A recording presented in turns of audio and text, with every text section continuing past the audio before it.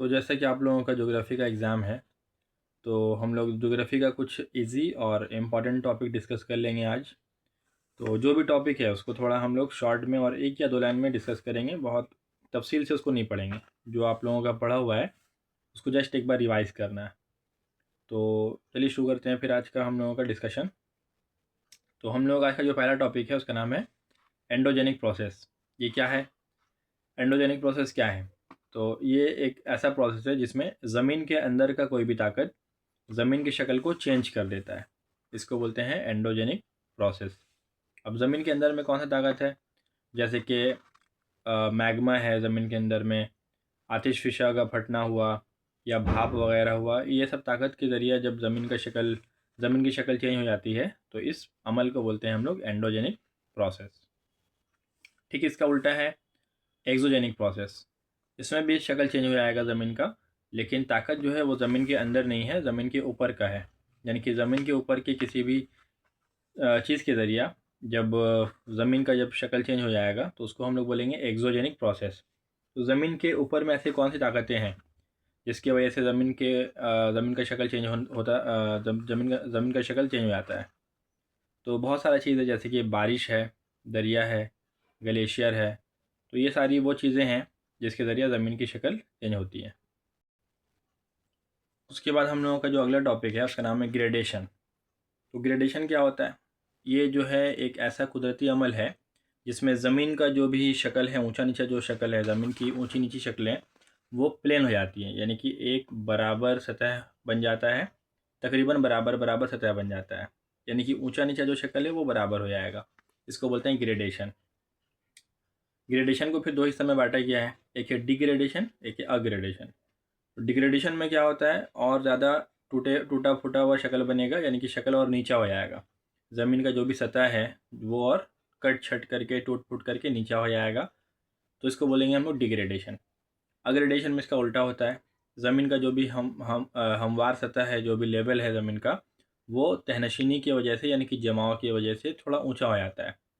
तो ऊंचा हो जाएगा तो अग्रेडेशन, नीचा हो जाएगा डिग्रेडेशन। प्लेन हो जाएगा तो ऊंचा नीचा पहले जो भी था अगर बराबर हो जाएगा तो फिर ग्रेडेशन। ठीक है। तो जब ज़मीन का शक्ल जब नीचा होता है यानी कि डिग्रेडेशन जो होता है तो किस चीज़ के ज़रिया होता है? तो ये होता है बारिश के ज़रिया, ग्लेशियर के ज़रिया, हवा के ज़रिया। ठीक है। तो इन सब चीज़ों के ज़रिए क्या होता है? सूरज की रोशनी के ज़रिया, इन सब चीज़ों के ज़रिए डिग्रेडेशन होता है। इसके बाद क्या बनता है? तो तराश व खराश वाले पहाड़ बनते हैं, तराश व खराश वाले प्लेटो बनते हैं। और ग्रेडेशन में आहिस्ता आहिस्ता चीज़ें जमा हो जाती हैं, और जमा होने से नई नई शक्लें बनती हैं। जैसे कि दरिया के आखिरी स्टेज पर जो बनता है मलबा वगैरह के जमा होने से, ठीक है, जो डेल्टा बनता है, ये डेल्टा जो है वो एक अग्रेडेशन की मिसाल है। ठीक है। नेक्स्ट अगला टॉपिक। ठीक है। तो अब हम लोग पढ़ेंगे कुछ टॉपिक्स, कुछ टर्म्स पढ़ेंगे दरिया के बारे में। तो सबसे पहले मनबा या फिर सरचश्मा किसे कहते हैं, या फिर सोर्स ऑफ रिवर किसे कहते हैं? तो कोई भी दरिया जहाँ से निकलना शुरू होता है उसे कहते हैं सोर्स ऑफ रिवर। कोई भी दरिया जहाँ से निकलना शुरू होता है उसे कहते हैं मनबा या फिर सरचश्मा। और उसके बाद फिर अगला टॉपिक है हम लोगों का कि दहाना किसे कहते हैं, यानी कि माउथ ऑफ रिवर किसे कहते हैं? तो कोई भी नदी या दरिया जहाँ पर ख़त्म होता है, जिस जगह में ख़त्म होता है उसे उस दरिया का दहाना या फिर माउथ ऑफ रिवर कहा जाता है। ठीक है। उसके बाद किसी एक बड़े से दरिया में जब छोटी छोटी दरिया मिल जाती हैं तो उस छोटे छोटे दरिया को, जैसे कि एक मान लीजिए एक बड़ा सा दरिया है, उसमें एक छोटा दरिया साइड से ज्वाइन हो गया, उसके पानी को और बढ़ा दिया, तो जो दरिया ज्वाइन होता है छोटे छोटा उसको बोलेंगे हम लोग मुआवन दरिया।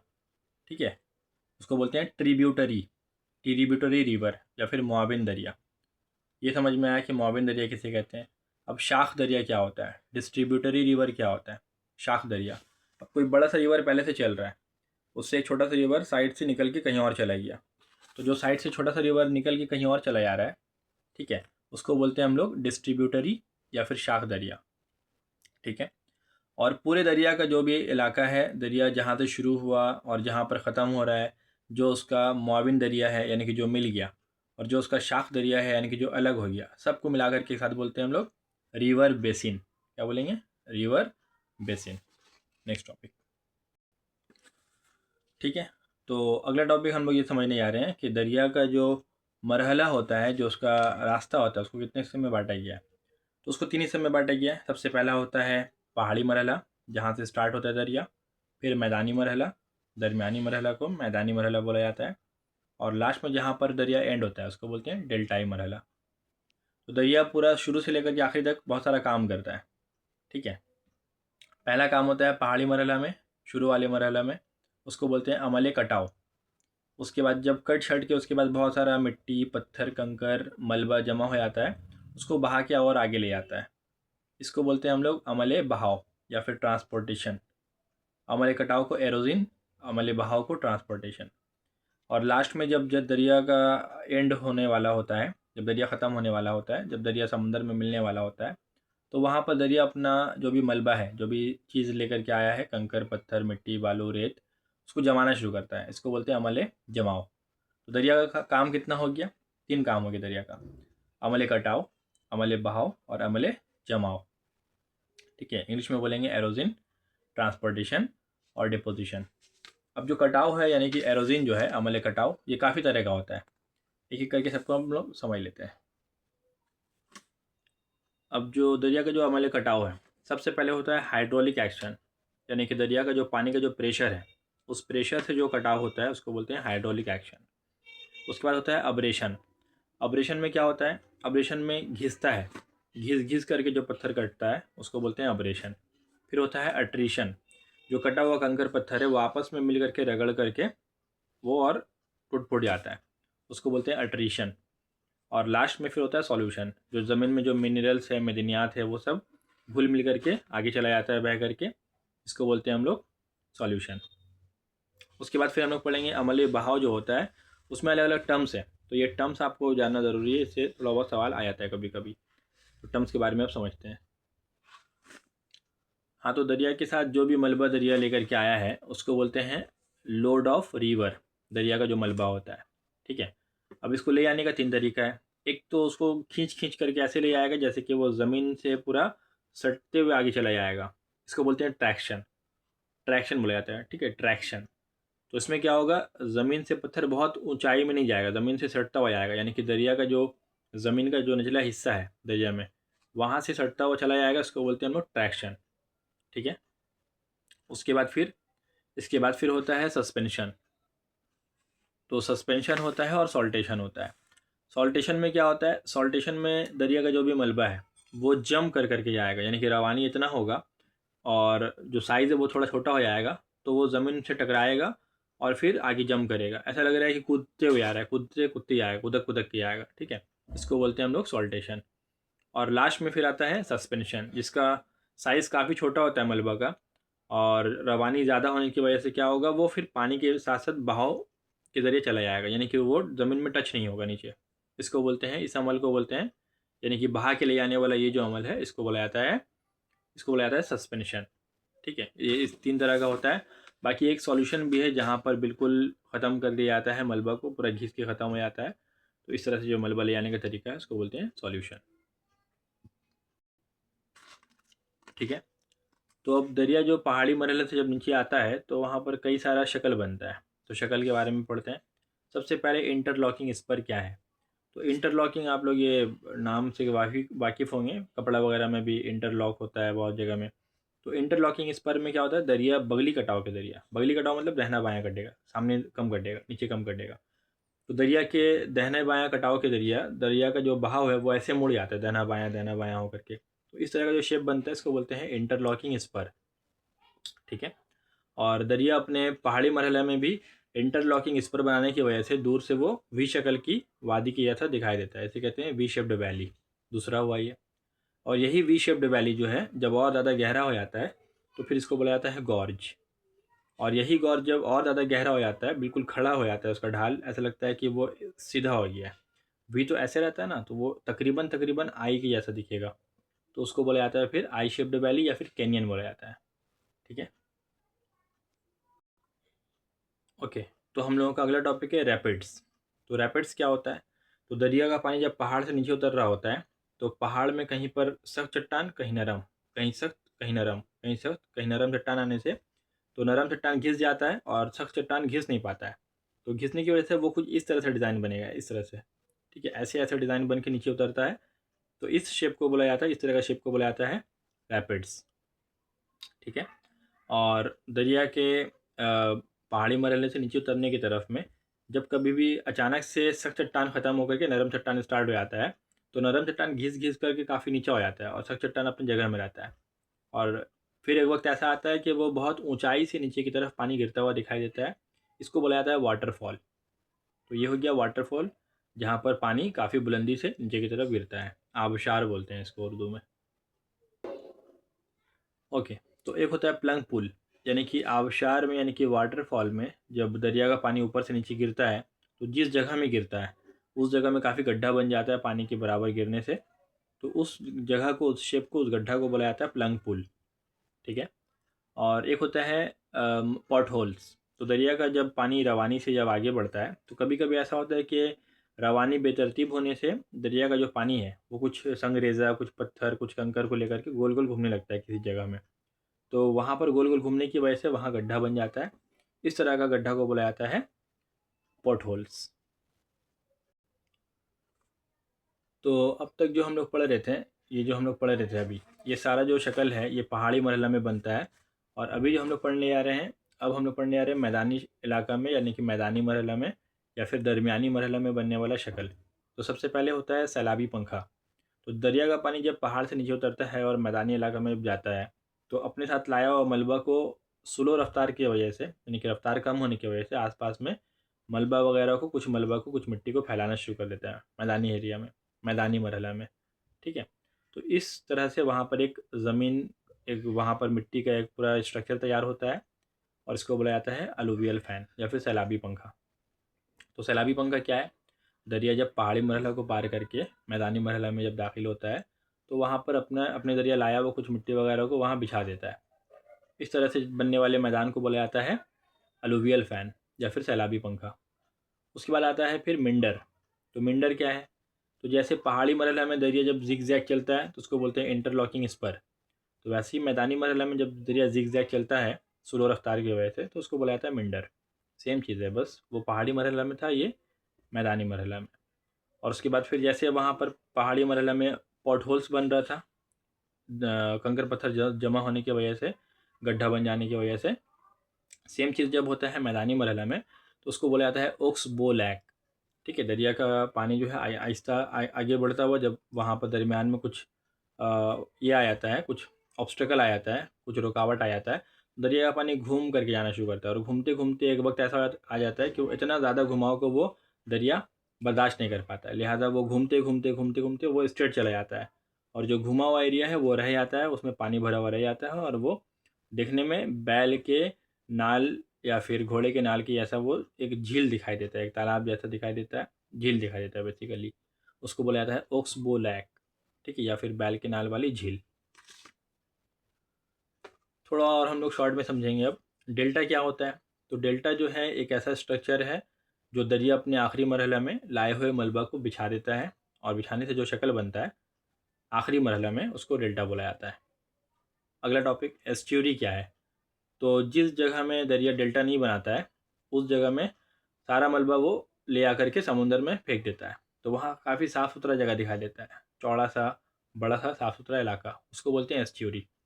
एस्ट्यूरी कब बनता है? जब अचानक से दरिया के पास कोई मुआविन दरिया मिलता है, यानी कि ट्रिब्यूटरी दरिया मिलता है, तो अचानक से दरिया का पानी में उसका बहाव तेज़ हो जाता है, रफ्तार बढ़ जाता है और लाया हुआ मलबा को वहाँ ठहरा नहीं पाता है बल्कि लेकर के समुंदर में निकल जाता है, लिहाजा वहाँ साफ़ सुथरा इलाका बनता है, साफ़ सुथरा ज़मीन बनता है, उसको बोला जाता है एस्ट्यूरी।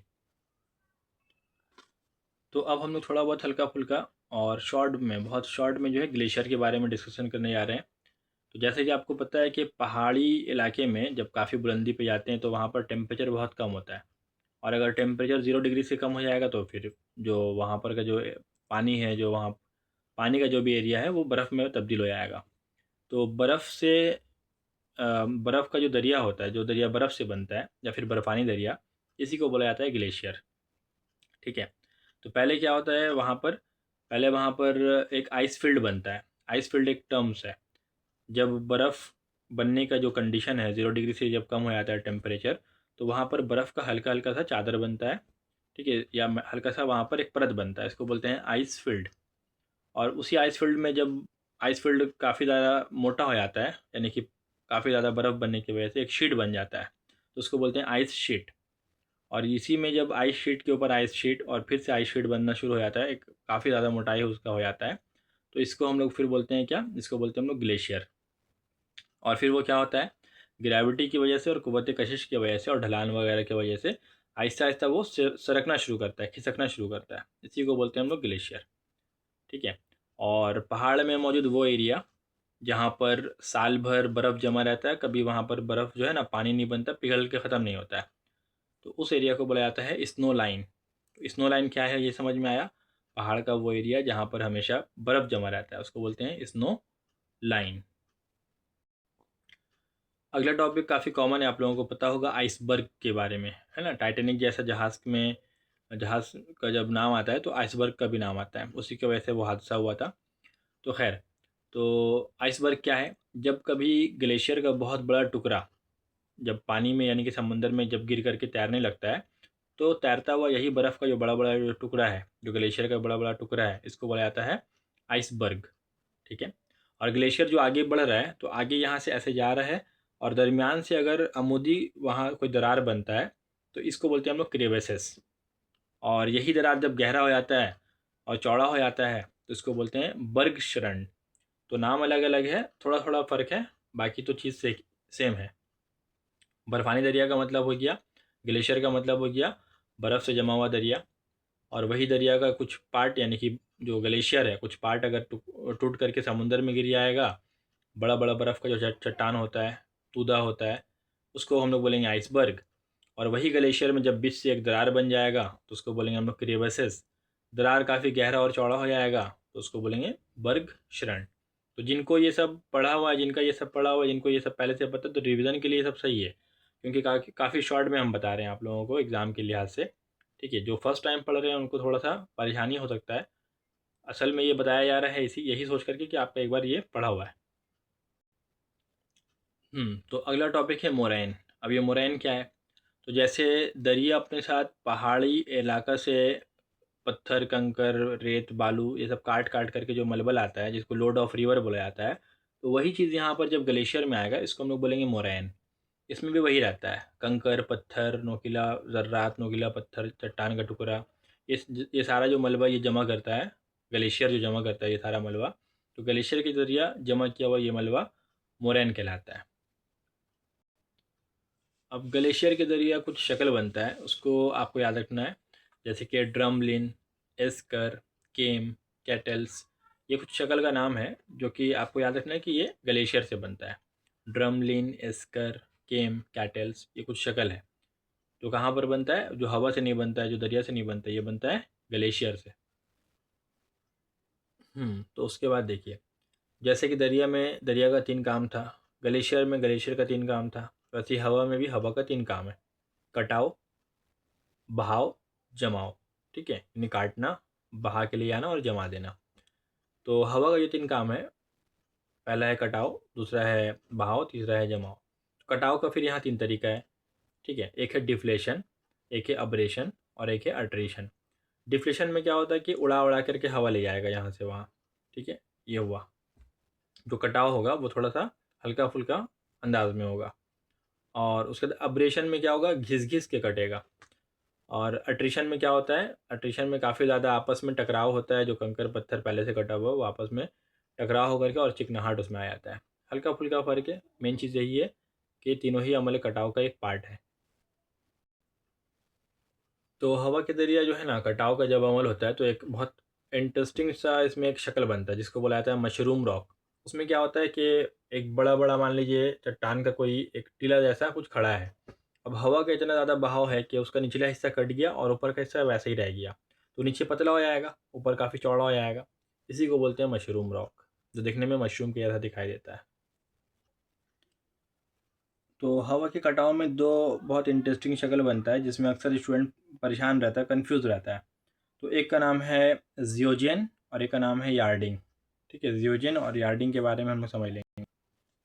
तो जियोजन में क्या होता है, जियोजन में भी वही शक्ल बनता है और यार्डिंग में भी वही शक्ल बनता है, दोनों में शक्ल सेम रहता है।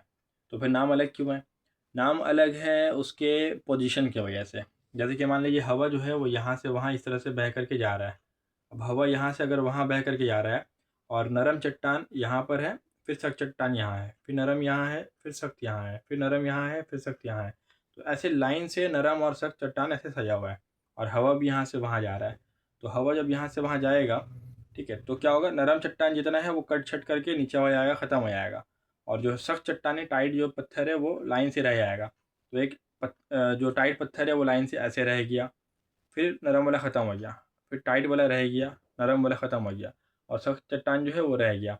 तो ऐसे एक सीढ़ी टाइप का एक जगह एक शक्ल बनता है, इसको बोला जाता है कि मेज़ की जैसा शक्ल बन रहा है। तो इसी को बोला जाता है जियोजन। और इसी का अगर उल्टा हो जाएगा इस तरह से, ठीक है, ऐसे करके अगर चट्टान रहेगा, यानी कि हवा ऐसे ही चल रहा है, लेकिन सख्त चट्टान इस तरह है, फिर नरम है, फिर सख्त है, फिर नरम है, फिर सख्त है, फिर नरम है। तो ऐसे line by line by line ऐसे करके अगर नरम सख्त नरम सख्त नरम सख्त चट्टान रहेगा और हवा पहले ही की जैसा यहाँ से सीधा उस तरफ जा रहा है, तो अब जो है फिर से घिसाव होगा, जब तो नरम चट्टान घिसेगा और सख्त चट्टान रह जाएगा। लेकिन अभी जो शक्ल बनेगा वो ऐसे बनेगा, सख्त रह गया नरम ख़त्म, फिर सख्त रह गया नरम ख़त्म, फिर सख्त रह गया नरम ख़त्म। ठीक है, तो इस तरह से भी सेम शक्ल बन रहा है, बस पोजीशन ऐसे के बजाय ऐसे हो गया है। इसको बोला जाता है परपेंडिकुलर, ठीक है, या फिर उर्दू में बोलते हैं आमुदी। तो आमुदी जब होता है चट्टान का डायरेक्शन, नरम सख्त नरम सख्त नरम सख्त, तो बनता है यार्डिंग। और इसको बोलते हैं उफ़की, या फिर हॉरिजॉन्टल बोला जाता है उसको इंग्लिश में। ठीक है, तो उस तरह से जब होता है तो बनता है जियोजन। पहला वाला केस में जियोजन बनेगा, दूसरा वाला केस में बनेगा यार्डिंग। दोबारा हम बता रहे हैं इसको, जब हवा ऐसे चल रहा है पहला वाला केस में भी, दूसरा वाला केस में भी। लेकिन पहला वाला केस में नरम सख्त चट्टान इस तरह से, एक नरम है एक सख्त है, एक नरम है एक सख्त है, एक नरम है एक सख्त है।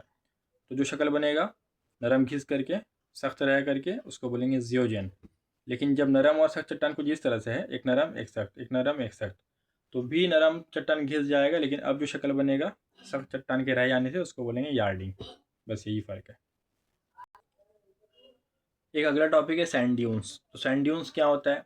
तो जब हवा का जब रफ्तार कम हो जाएगा तो हवा अपने साथ लाया हुआ मलबा को बहुत दूर नहीं ले आ पाता है, वहीं पर किसी भी छोटे मोटे रुकावट के आने से उसको रोक देता है, यानी कि सारा का सारा रेत वहाँ जमा करना शुरू कर देता है, चाहे वो झाड़ी हो, पत्थर हो, टीला हो।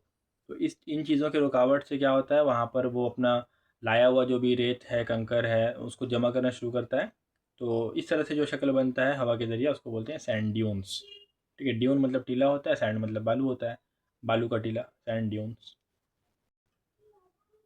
सैंड ड्यून्स के ज़रिए ही जब जो सैंड ड्यून्स बनता है, जब वो काफ़ी ज़्यादा गोल हो जाता है, चांद की ऐसा दिखाई देता है, तो इस तरह का बना हुआ सैंड ड्यून्स को बोला जाता है बर्कखान या फिर बर्कचान। ठीक है, तो बर्कचान या बर्कखान क्या है, वही है, बस थोड़ा सा डिज़ाइन चेंज हो गया है। रफली गोल होने के बजाय ज़्यादा गोल हो जाएगा चांद की ऐसा, उसको बोलेंगे हम लोग बरखान या फिर बर्कचान। तो हम लोगों का अगला टॉपिक है बजाडा और पलाया। बजाडा क्या है? तो बजाडा में जो है ना वो मलबा जमा होगा, और पलाया में क्या है, पानी जमा होगा।